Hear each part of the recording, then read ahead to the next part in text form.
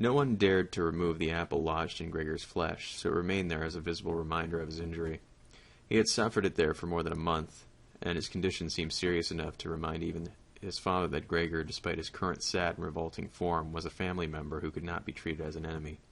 On the contrary, as a family there was a duty to swallow any revulsion for him and to be patient, just to be patient. Because of his injuries, Gregor had lost much of his mobility, probably permanently. He had been reduced to the condition of an ancient invalid, and it took him long, long minutes to crawl across his room. Crawling over the ceiling was out of the question. But this deterioration in his condition was fully, in his opinion, made up for by the door to the living room being left open every evening. He got into the habit of closely watching it for 1 or 2 hours before it was opened, and then, lying in darkness of his room where he could not be seen from the living room, he could watch the family in the light of the dinner table and listen to their conversations, with everyone's permission in a way, and thus quite differently from before. They no longer held the lively conversations of earlier times, of course, the ones that Gregor always thought about with a longing when he was tired and getting into the damp bed in some small hotel room. All of them were usually very quiet nowadays. Soon after dinner, his father would go to sleep in his chair. His mother and sister would urge each other to be quiet. His mother, bent deeply under the lamp, would sew fancy underwear for a fashion shop. His sister, who had taken a sales job, learned shorthand and French in the evening so that she might be able to get a better job position later on. Sometimes his father would wake up and say to Gregor's mother, "You're doing so much sewing again today," as if he did not know that he had been dozing, and then he would go back to sleep again while his mother and sister would exchange a tired grin. With a kind of stubbornness, Gregor's father refused to take his uniform off, even at home. While his nightmare hung unused on its peg, Gregor's father would slumber where he was, fully dressed as if always ready to serve and expecting to hear the voice of his superior even here. The uniform had not been new to start with, but as a result of this slowly being even shabbier despite the efforts of Gregor's mother and sister to look at it. Gregor would often spend the whole evening looking at the stains on the coat, with its gold buttons always kept polished and shiny, while the old man in it would sleep, highly comfortable but peaceful. As soon as it struck 10, Gregor's mother would speak gently to his father to wake him and try to persuade him to go to bed, as he couldn't sleep properly where he was, and he really had to get sleep if he was to be up at 6 to go to work. But since he had been at work, he had become more obstinate and would always insist on staying longer at the table, even though he regularly fell asleep, and it was then harder than ever to persuade him to exchange the chair for his bed. Then, however much mother and sister would importune him with little reproaches and warnings, he would keep slowly shaking his head for a quarter of an hour with his eyes closed and refusing to get up. Gregor's mother would tug at his sleeve, whisper endearments into his ear, and Gregor's sister would leave work to help her mother, but nothing would have any effect on him. He would just creep deeper into his chair. So, when the two women took him under the arms, he would abruptly close his eyes, look at them one after the other, and say, "What life? This is what peace I get in my old age?" And, supported by the two women, he would lift himself up carefully as if they were carrying the greatest load himself, let the women take him to the door, send them off, and carry on himself, while Gregor's mother would throw down her needle and his sister her pen so that they could run after her father and continue of help to him.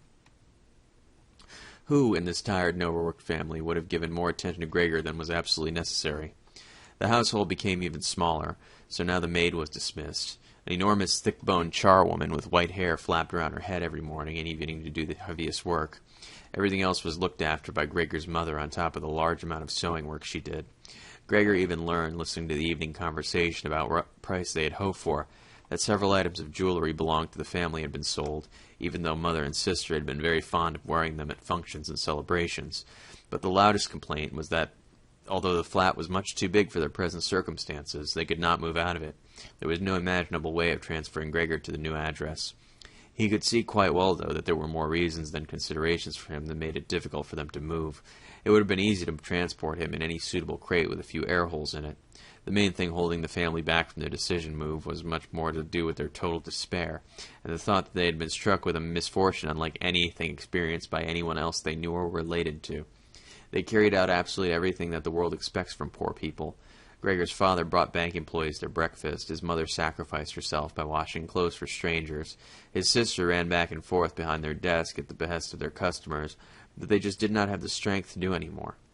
And the injury in Gregor's back began to hurt as much as when it was new.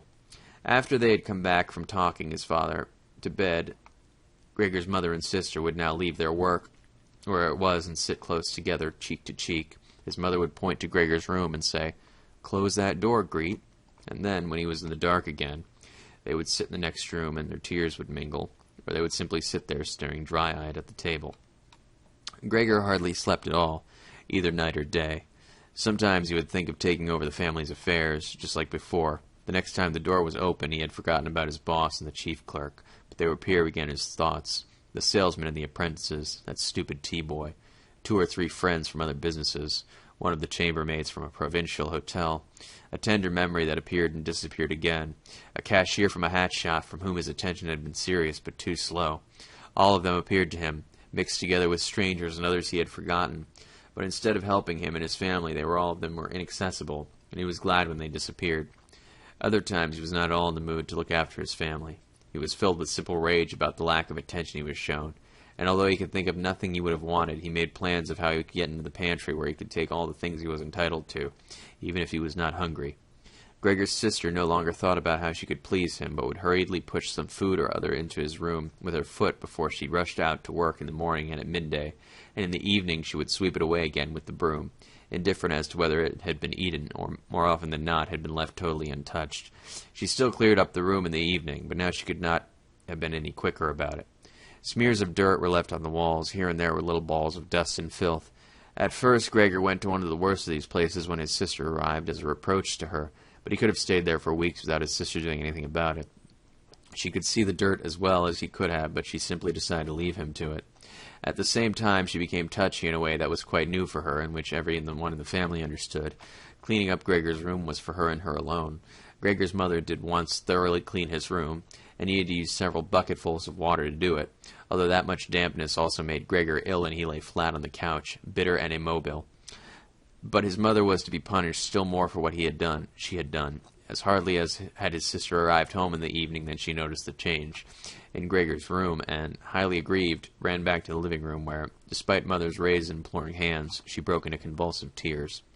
Her father, of course, was startled out of his chair, and the 2 parents looked on astonished and helpless. They, then, too, became agitated. Gregor's father, standing to the right of his mother, accused of not leaving the cleaning of Gregor's room to his sister.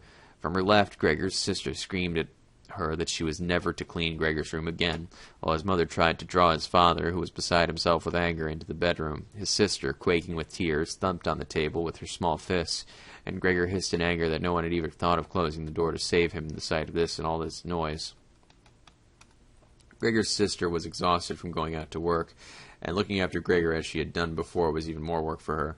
But even so, his mother ought certainly not to have taken her place. Gregor, on the other hand, ought not to be neglected. Now, though, the charwoman was here. This elderly widow, with a robust bone structure that made her able to withstand the hardest of things in her long life, wasn't really repelled by Gregor. Just by chance one day, rather than any real curiosity, she opened the door to Gregor's room and found herself face to face with him. He was taken totally by surprise. No one was chasing him, but he began to rush to and fro while she just stood there in amazement with her hands crossed in front of her. From then on, she never failed to open the door slightly every evening and morning and look briefly in on him. At first she would call to him as she did so with the words that she probably considered friendly, such as, "Come on then, you old dung beetle," or "Look at the old dung beetle there."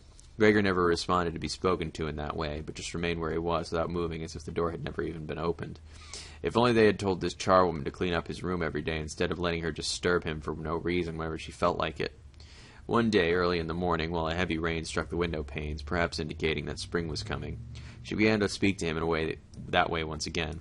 Gregor was so resentful of it that he started to move toward her. He was slow and infirm, but he was like a kind of attack. Instead of being afraid, the charwoman just lifted one of the chairs from near the door and stood with her mouth open, clearly intending not to close her mouth until the chair in her hand had been slammed down into Gregor's back. "Aren't you coming closer, then?" she asked Gregor when Gregor turned around again, and she calmly put the chair back in the corner.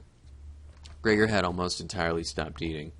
Only if he happened to find himself next to food that had been prepared to him might he take some of it in his mouth to play with it, leave it there for a few hours, and then, more often than not, spit it out again. At first he thought it was distress at the state of his room that stopped him eating, but he had soon gotten used to the changes made there.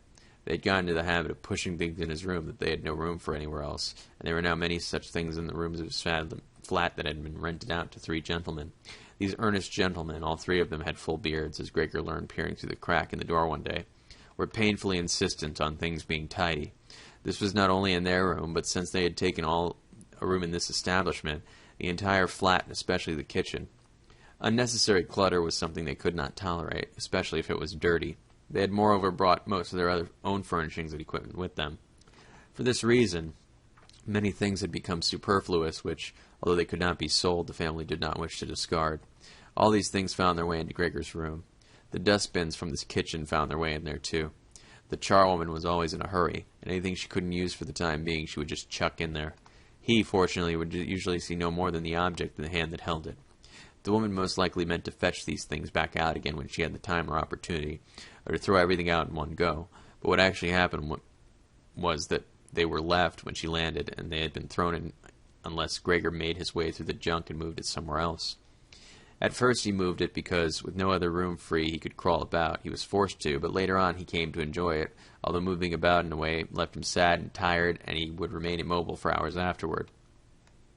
The gentlemen who rented the room sometimes take their evening meal at home in the living room that was used by everyone, and so the door to his room was often kept closed in the evening. But Gregor found it easy to give up having the door open. He had, after all, often failed to make use of it when it was open, and, without the family noticing it, lain in his room in the darkest corner. Over time, though, the charwoman left the doorway to the living room slightly open, and it remained open when the gentleman who rented the room came in the evening and the light was put on. They sat up at the table where, formerly, Gregor had taken his meals with his father and mother. They unfolded the serviettes and picked up their knives and forks. Gregor's mother immediately appeared in the doorway with a dish of meat, and soon behind her came his sister with a dish piled high with potatoes. The food was steaming and filled the room with its smell. The gentlemen bent over the dishes set in front of them as if they wanted to test the food before eating it. The gentleman in the middle, who seemed to count as an authority for the other two, did indeed cut off a piece of meat while it was still in its dish, clearly wishing to establish whether it was sufficiently cooked, or whether it should be sent back to the kitchen. It was to his satisfaction, and Gregor's mother and sister, who had been looking on anxiously, began to breathe again and smile. The family themselves ate in the kitchen. Nonetheless, Gregor's father came into the living room before he went into the kitchen, bowed once with his cap in hand, and did his round of the table. The gentlemen stood as one and mumbled something into their beard. Then, once they were alone, they ate in near perfect silence. It seemed remarkable to Gregor that above all the various noises of eating, their chewing could still be heard, as if they wanted to show Gregor that you need teeth in order to eat, and it was not possible to perform anything with jaws that are toothless, however nice they might be. "I'd like to eat something," said Gregor anxiously, "but not anything like they're eating. They do feed themselves, and here I am dying."